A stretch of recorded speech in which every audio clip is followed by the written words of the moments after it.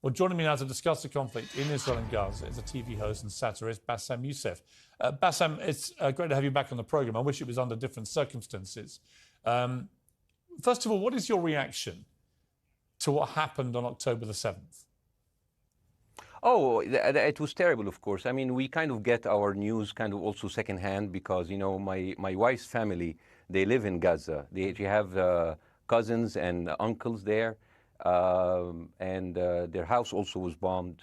We haven't been able to communicate with them for the past 3 days. Communication are lost. So we don't know actually what is the how are they doing. But you know, we're used to that. I mean, it's just like it's very repetitive. We're used to that. We're used to them being bombed every time and moving from one place to the other. You know, it's just like those Palestinians. They're very dramatic. Israel killing us. But they never die. I mean, they always come back. You know, they're very difficult to kill, very difficult people to kill. I know because I'm married to one. I tried many times, couldn't kill her. I mean, there's a dark humour there, and I understand why. Because no, it's not dark humour. I try to get to her every time, but she uses our kids as human shields. I can never take her out. Again, I understand the humour, but to be serious, Bassem, about this. Tonight, I will be serious. Now, I will be serious. I was watching your interview with Ben Shapiro, and I'll tell you one thing. Yeah. I think that Ben Shapiro is one of the smartest people who ever walked this earth. He's very, very smart. I follow him, and I believe everything he said. And when he came on your show, his solution was, and I quote, his solution was that the solution for this is for Israel to annex Gaza and to kill as many son of bitches as possible to make sure that this will never happen again. And anyone who called for a ceasefire will be a terrorist sympathizer. So God forbid, I don't want to be labeled as a terrorist sympathizer. So I agree with Ben Shapiro. I think we should kill as many son of bitches as possible. Well, let me, so okay, far, but Bassem, let me... so far, 3,500 people were killed, including 5,000 son of bitches in the bombing of the Baptist hospital as we speak right now. 1/3 of those 3,500 were children. So my question to Ben Shapiro is, how many more son of bitches do we need to kill so Ben Shapiro is happy? Okay, because it changes Bassem, from 1 year. It changes from one. I'm sorry that. Listen, I'm really at a disadvantage here. I'm looking at a camera. I don't see you. I can hear you on my ears. The reason I'm interrupting so is I think you might be. I think you're conflating different interviews with Ben Shapiro. He didn't use the phrase "sons of bitches" with me. Let me play to you what he actually said on my show. He did. Go back to your interview. No, he didn't. That was another interview. But let me play what he said to me here. Well, frankly, I don't believe in proportionate response to terrorism. I believe that the way that you stop terrorism is with wildly disproportionate response. That doesn't mean in terms of targeting civilians. It means in terms of killing as many terrorists as humanly possible and allowing them to dictate the terms of engagement by hiding behind civilians in areas that they are supposedly responsible for means that the only option for Israel is to surrender to Hamas's hatred of its own citizens, its willingness to use its own children as human shields. No country worth its salt could ever do that. Now, that is substantively different to what you said he said, right? He's talking there but specifically about Hamas terrorists. I agree with him. The thing is, the question is, what is a proportionate response? Because it has been different from one tier to another. So if you look to this graph, for example, this is the death of Israeli and Palestinians, and it's changing from 1 year to year. It's like fluctuating like crypto. So my question is today, what is the going rate today for human lives? I mean, 2014 was a great year for Ben Shapiro. 88 Israelis were died, and there was 2,329 Palestinians killed on the other side. That is one Israeli for 27 Palestinians. That is a very good exchange rate. What I'm saying is, what is the exchange rate for today? You guys will be happy. That's my question. Well, it's not me, guys. I'm not on either side. No, not you. Like when I say you guys, I say like the people on the other side of that. I know that you don't think like that, Piers. You're one of the good guys. But let me tell you something. I mean, the reason that I'm using this is that, I mean, I can't remember what happened in 2014, and there was no music festival, but there must be something. I mean, they must do something. It is their fault. It has to be something. I mean, 2018, 300 Palestinians died. Who's counting, you know? So the thing is, what my question is, let's find what is the exchange rate for human life today so we expect the future death of Palestinians and will be happy to it. My response to that would be this, Bassem. I've thought carefully about this because I think it's very tricky for people like me to immerse ourselves into a conflict where we're not directly involved. And I thought carefully about what I feel about this. I feel that the scale of what Hamas did on October the 7th supersedes anything else I've seen in this conflict, really ever. The savagery, the butchery, the slaughter of 1,300 people, the shooting of babies, the 100%. Kidnapping of grandmothers, and so on. So if we can agree on that, which I think is inarguable, then the question then becomes, again, about proportion. I don't disagree that there's been a lot of bad stuff on both sides going back historically for decades. But if we agree that this was on a different level altogether, quite deliberately by Hamas, designed to provoke... No, here's my question. Let me ask you a question. And the question, because you raised it earlier about proportion. I honestly don't know what the proportionate response is.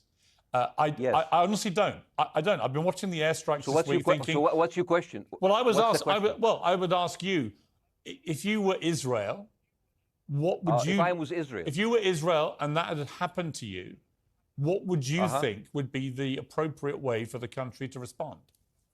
I would do exactly like Israel did, kill as many people as possible, since the world is letting me do it. I mean, I can do it because I can, you know? But the thing is, you know what? I agree with you. And you know what? I'm going to be even ahead of you, because I see the question coming. Do you condemn Hamas for the atrocity? Yes, I condemn Hamas. I condemn Hamas. I condemn Hamas is the source of all evil. They're a reason for everything. And you know what? Let's, for a minute, imagine a world without Hamas. Right. What will this world look like? Let's give this word a name, and let's name this word the West Bank. Hamas has absolutely no control in the West Bank, and since the beginning of this year, only through August, 37 Palestinian kids were killed. No music festival, no paragliding, no Hamas. Since the occupation of the West Bank, 7,000 Palestinians were killed. No music festival, no paragliding, no Hamas. I can go on and on and on and on. No, but you don't need to, because in a way you're preaching to the choir. I've followed this crisis. Oh no, you're not preaching. So the thing is, like, well, in the sense that I know that what you're saying has validity. Of course, Piers. By the way, Piers. I am at a disadvantage here. I can hear you. I cannot see you. I am in a claustrophobic room, and so please cut me some slack and don't interrupt me and interrupt my points. Sure. So, because this has to be fair. Understand. Because if you want to only hear your opinion, I can just condemn Hamas and go home. I can do that.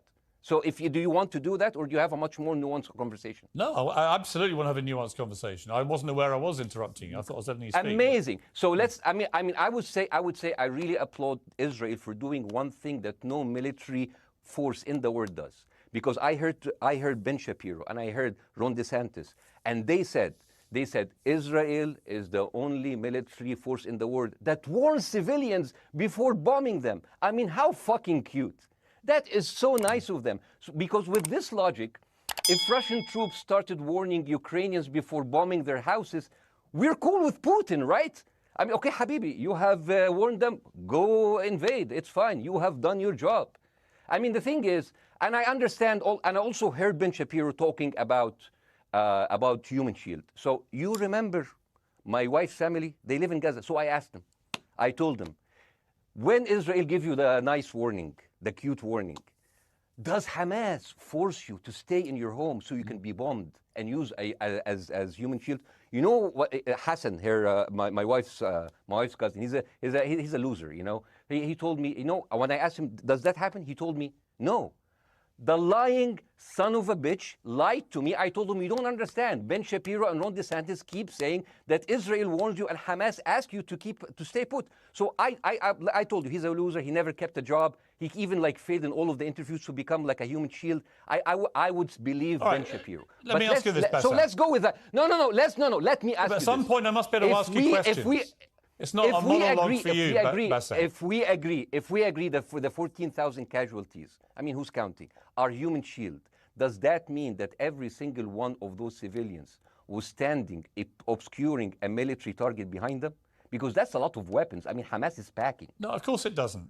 And look, it doesn't. So there's some collateral damage. Lots of collateral damage. Yes. It's fine, yeah. You kill some to save some and then kill some more. Yeah, I agree. Yeah. Well, let me ask you this. Again, it comes back to proportionate response. When the world decided it had to get rid of ISIS because of the appalling butchery they were carrying out, it did so by also killing very sadly, a lot of civilians along the way by doing airstrikes against places which But killing civilians are inevitable. You said that in the beginning. My point is, it's inevitable. Yeah, but once Israel has decided that they want to get rid of Hamas, and Hamas is embedded with civilian population, I'm very concerned about what's going to happen next. I've written a column tonight saying, I remember the Iraq War, which I opposed, right? I remember all this. So my question for you is, what would you think would be an appropriate response by Israel to what happened?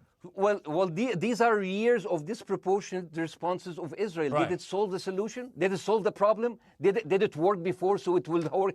What will be the surprise this time? What will be the twist that will make this work this time? What will be different this time? Seriously, I mean, like, this is only the last 15 years. I mean, because it's too many papers. I just got this. But how will this be different? And the thing is, I am so glad in the introduction that you mentioned the Iraq War. I applaud you, Piers, for saying that, because you were honest about it. You said that spreading lies like WMDs make people look at those people as less of humans, and they would accept the death of 1 million Iraqi, whether by sanctions or by invasion, right? You are a good man. This is amazing. And you know what is similar? Is when you spread the lies of 40 decapitated babies, although it was refuted. So what happens when people hear that, killing babies is horrible. But when you say decapitated 40 babies, you are planting a certain image with a certain trigger in people's mind. Who has said that? Who has said 40? Who has said that? You have said 40 decapitated. Who has said that? You have repeated. No, I haven't. What? I've never said that. You haven't said on your show 40 decapitated babies? Never. Ben Shapiro didn't say it? No. Ron DeSantis didn't say Nobody has said it? Okay, nobody said it? No. Oh, okay, maybe I am wrong. Decapitated. Here's you're wrong. I've never said that. The thing, what happened, no, you're wrong. But the thing is, when Iraq, the thing is, the same thing is happening in Iraq. Ben Shapiro once tweeted, not even about Gaza, about the West Bank, when Israel continued to build the illegal settlement. He said, 2017, Israel likes to build things, and Arabs, not Palestine, not Hamas, Arabs like to bomb crap and live in open sewage. Yeah, I thought that was very the Israeli defense minister, he said, those are human animals. And the thing is, Ben Shapiro should know better, because, long before the Holocaust, before Jewish people were thrown in the gas chambers, the Nazi propaganda called them rats. Now, as a human being, I will never accept that another human being being thrown into a gas chamber, but a rat, kill 10, kill 1,000, 3,500. They are son of a bitch. They are human animals who live in open sewage and decapitate babies. And because of that propaganda, Mr. Morgan, that guy in Illinois, the 71-years-old guy, he killed, stabbing the 6-year-old Palestinian kid in Illinois 26 times. And he used to play with him. They used to be friends. But he went in, marching into their apartment, stabbing his mother and killing him, shouting, all Muslims could die. Yeah. It took you 80 years to change one word from Jewish to Muslim. And then you transferred your guilt to us and took away our land. Bassem, let me ask you a question. That deal sucks, man. Let me ask you a question. How do we get from where we are now to peace? Well, first of all, you need to change the perception. Nikki Haley, the American presidential candidate, said, we are in Israel in this because it's a fight between good and evil. Now, if you already decided someone is good, he can do no evil. And if you decided someone is evil, it's good to kill them. Killing them is good. You see, and the thing is, it is not like something new. I mean, I look at history and I see, I'm sorry to say this, but Westerners has always dealt like this with indigenous people. You first treated them like savages, Native American, First Nation, Aboriginal. They're savages. Kill all the savages. And then when they're almost extinct, you start feeling sorry for them, like animals. So maybe the solution is that we kill as many Palestinians as possible, so the few of them that remains do not bother you. And maybe Netanyahu, when he lives for another 100 years, he'll become a tree hugger. Let me just challenge you on this. And he will campaign for preserving the three Palestinian. You keep talking about Westerners like me. Okay, so let me return the favor, okay? Hamas is dedicated to the complete eradication of Jewish people. I am not the spokesman for Hamas. I'm not saying you are. Why do you keep... I'm not saying you I'm not are. their spokesman. You're talking to me. I fucking hate them. Bassem, Fuck Hamas. You are Hamas. No, are you happy? You're missing my point. You're talking in a generalized way about people in the West who always talk about Arabs as savages. I don't. No. I'm talking about America. I actually led the campaign. I led the media campaign listen, in this country against the Iraq War. Okay, so I don't see. I don't see people in the Middle East as savages. You but what are I would one say of is, the good ones. But what I would say is, I'm not talking about you. You're great. No, it's not about me You're being amazing. great. We love you. It's about the way Hamas behaved on October the 7th was like savages, like a pack of savages. It was the worst atrocity against Jewish people since the Holocaust. There has to be, of course, there has to be a response. They should be eradicated. My question for you is, notwithstanding the history, Bassem, what is the proportionate response? But I don't know. But there's no Hamas in the West Bank, and they're still dying there. So what's your excuse? I don't have any excuse. Okay, what's your explanation? Sorry, my earpiece went down. Listen, I don't make any pretense that this hasn't been a massive problem between Palestine and Israel going back to the mid-40s. We all know this, right? Piers, listen. I'm not saying that you're making excuses, but if you are adopting a certain point of view, you have to at least defend it. I'm telling you, there is no Hamas in the West Bank. What is the excuse? Not your excuse. What is the excuse to kill those people? Well, listen, this question of proportionality is one that... No, answer my question. I've been answering your question. You answer mine. It's actually not my job to answer your questions. It's not. Okay, not your job. Not. I agree with you. I'm more interested in you, who has family in Gaza, who's an Egyptian in the Middle East, right? I'm more interested in what you have to say. Okay, I'm telling you. I think Hamas is the problem, okay? Right. Now, let's say Hamas is removed. Let's Hamas. I'm agreeing with everything. You want me to condemn Hamas? I will condemn Hamas, Hummus, Hassan, everybody. Guys, so wait. I can't hear you. The earpiece. Damn. Okay. Oops. Okay. Yeah. Okay. I do need help. I think. Okay. Just go back. Is he there? You go back. Can you hear me? Okay, go. Thank you, guys. Can you hear, Bassem? Yeah, now I can hear you. Okay. So here's the thing. Can you hear? Okay. So let's say, for example, Hamas ceased to exist. Okay? Do you hear me? Yes. Yeah. Hamas ceased to exist today. Now, right now, in Palestine, in West Bank and Gaza, 20% of Palestinians go through Israeli prison system, whether imprisonment, whether interrogation, whether torture, and the rest of them, they live a life of daily loss of land, of homes, of life, and they are suffocated by this. So let me ask you something. If you are a Palestinian living into these conditions for decades, would you sympathize with your oppressor, or sympathize with the people who claim they resist them even if they are terrorists? I have made no secret that I think the conditions Palestinians have had to exist under are completely unacceptable. Yeah. I've said that for years. So the question then becomes, how do you forge peace between two warring parts of that region who for decades have approached peace, in my view, with mutual sledgehammers, with no actual desire to have peace? And I think it comes down in the end to great leadership.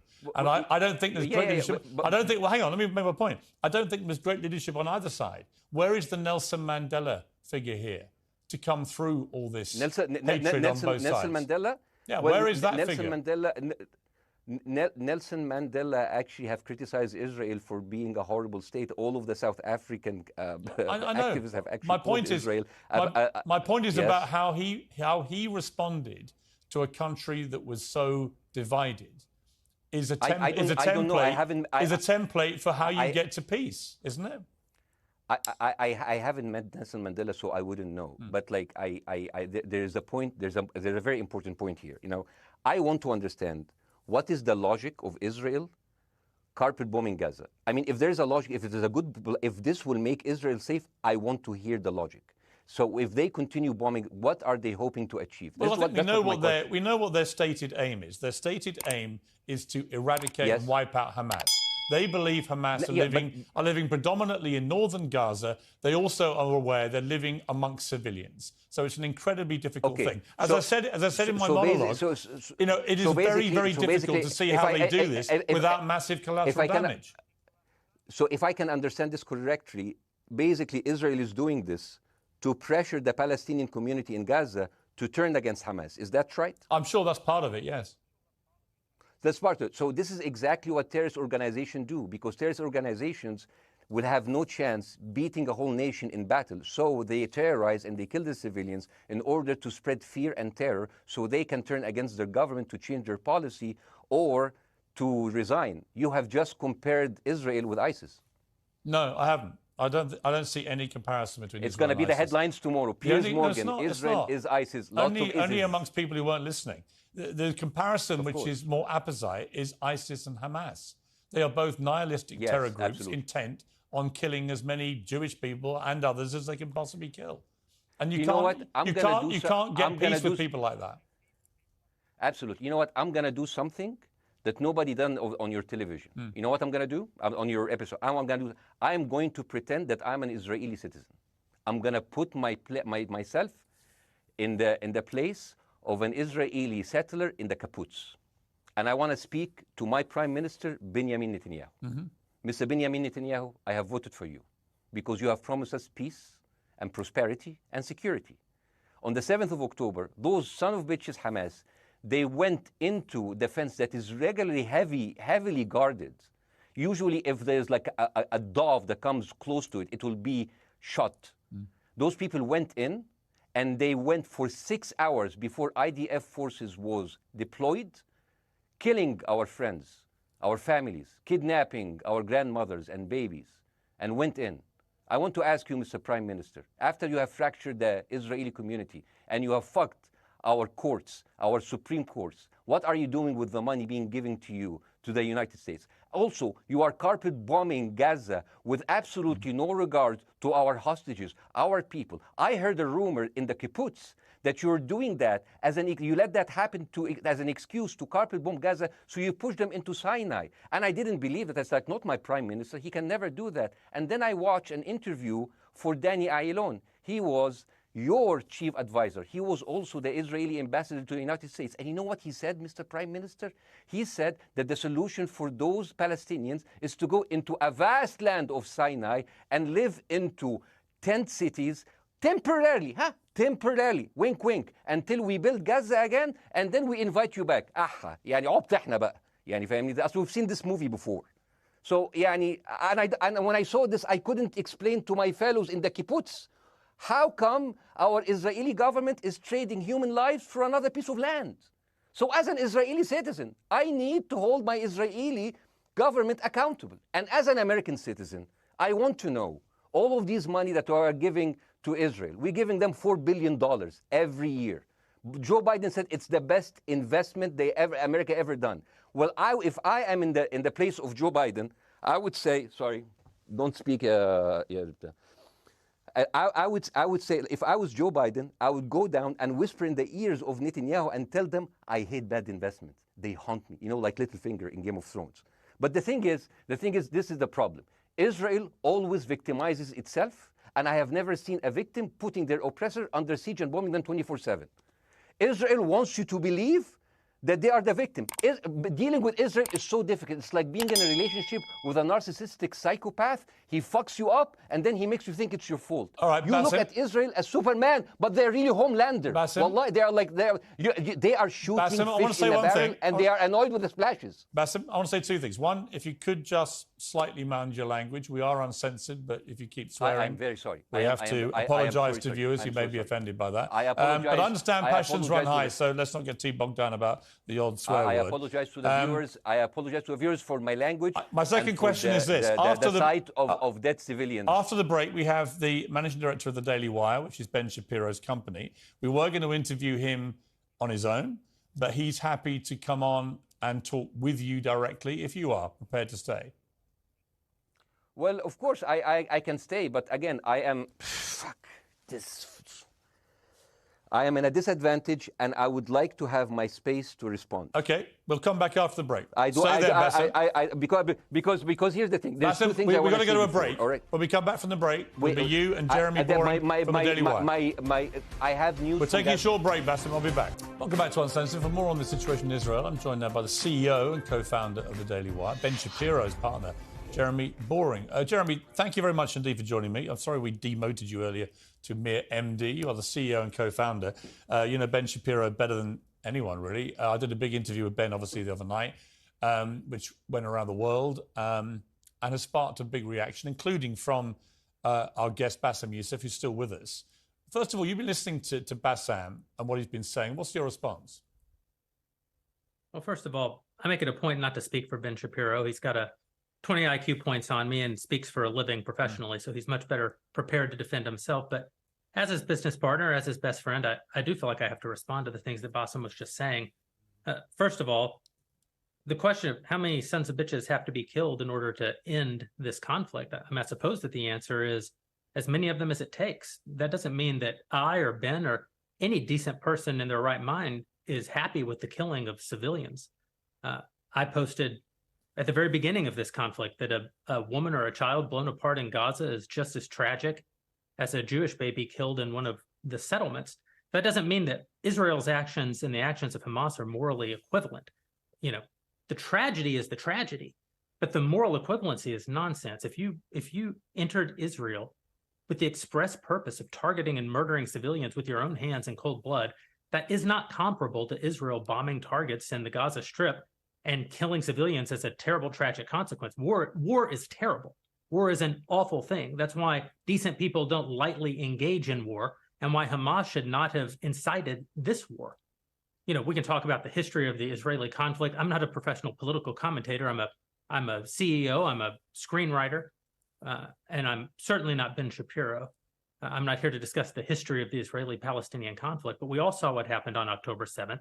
And the idea that Israel was not going to react severely to that, or that Israel should not react severely to that, is ludicrous. And Jeremy, let me ask you the idea that Ben Shapiro should be a moderating voice, that Ben Shapiro should be, saying, no, Israel should not respond in this situation, that's nonsense. Let me ask you, though, Jeremy, the question which I think is the big question.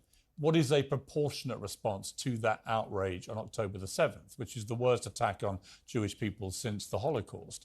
What is proportionate? If it's true, as reports are suggesting tonight, that there may have been a hospital hit by an Israeli strike and up to 500 people or more have died, that would seem to me, if that is verified, and it's not verified yet, you know, we don't know exactly what has happened other than there's been a hit on this hospital. But if that is verified to have been an Israeli strike, that will strike many people as disproportionate. Certainly. Well, first of all, I don't know what a proportionate response is or why we would want it. I suppose a proportionate response would be for 3,000 Israelis to go through the fence, gun down innocent Palestinian women and children, burn their bodies, burn them alive, take hostages, rape their women. No one wants a proportionate response. No moral person could possibly call for a proportionate response. The purpose of war is to defeat your enemy. The West has, in my lifetime, forgotten the purpose of war because the true cost of war is so terrible.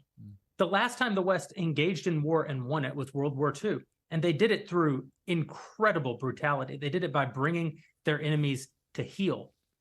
That is not a thing to That's not a thing to rah-rah about. That's not a thing to look forward to. As I said, all decent people should avoid war. But I think the sort of lie of the post-World War II, the post-war consensus lie, is that somehow war in which you kill a bunch of people and don't secure victory is morally superior to war where you do secure victory. I would say that the only way to morally justify a war is to win it. Otherwise, the very argument that brought you into the war, this enemy must be defeated, ends up being proven a lie. I mean, Afghanistan, I think America had every right to go into Afghanistan.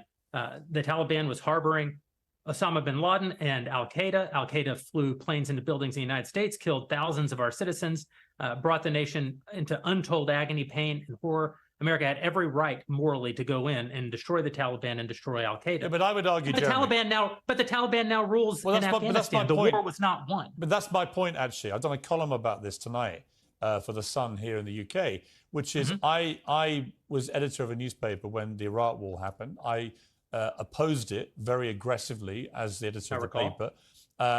And sadly, we were borne out by events. It was a complete disaster, the Iraq War, in my view. It was illegally contested, I think. And the consequences were appalling in terms of loss of life, 1 million people, in terms of ISIS being allowed to breed and create their merry hell around the world, in terms of complete dismantlement of Iraq itself as a functioning country. And I think Afghanistan, again, 20 years of attacking an enemy, which is now running the country again, seemed to me, again, to be kind of pointless. And I do wonder whether Israel, in its blind fury, which I completely understand, has thought through the consequences of actually launching a full air, ground and sea offensive into Gaza as to actually what happens at the end of that. Well, I suppose Israel wasn't really given the opportunity to fully contemplate what the consequences of that action might be, because Israel didn't instigate this war. This war was instigated by a horrible terrorist attack on Israel, and a state is put in a position where it has to respond. Now, one might argue that the very fact that Israel has yet to actually launch their ground invasion means that they are actually making a calculation about what the cost will be, what victory looks like. Any rational person, any decent person can engage in a conversation about what is the appropriate response for Israel. Of course they can.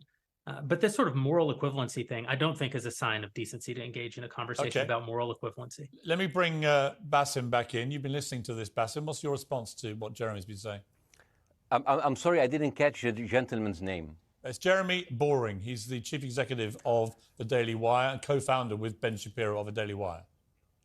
Hi, Jeremy. Please say hello to Ben Shapiro, and please tell him that I do think he is the smartest person to ever walk the earth. Thank you so much. So, as a response to Jeremy, I agree with everything you said. I mean, what is disproportionate? I mean, he just used the examples from Second World War and America, showing that civilian casualty is, I mean, I heard his voice. He was very sad, and as he was telling us, it is so inevitable to kill so many civilians because it's something that we cannot avoid. I hear the sadness in his voice, and I know that it's a very difficult decision to kill all of these civilians because that's for a higher cause, and I understand. But my question, I have two questions. The question is, how can you justify the killing in the West Bank where Hamas does not exist? And if the disproportionate response during over all of these years have actually worked, what will be new this time that did not happen before? I just want to. That was my question. Okay, that was my question. I'm gonna. Okay. So now, if I ask the question, can I say something on my side? Well, a little bit personal? Bassem, with respect, a little bit personal. Bassem, with respect, I gave you half the show to have your side. Jeremy's had a lot less time. I'm going to have to. You want me move on. to leave? Bassem, I'm going to have to let you go because we've been on there with you for 40 minutes. Okay. Now. Bye. Right? But listen, bye. I would like to talk to you again, and thank you for joining the program. I appreciate it. Oh, by the way, my wife's family is all right, and they sent us a house. It's bombed. It's beautiful. It's going to be a good like Halloween theme. So I'm very sorry for what your family are going through in Gaza, and I mean that very sincerely. By the way, I don't know. I don't know I don't know him. By the way, I haven't actually met them. They didn't even come to my wedding. They couldn't because they are stuck in Gaza. Okay. And she never saw them because, Gaza is not a destination. Bassem, as I say, we hear their voices, and it's they die. It's fine. It's fine. Bassem, I wish your family all the very best. Thank you for joining me. I appreciate it. I don't.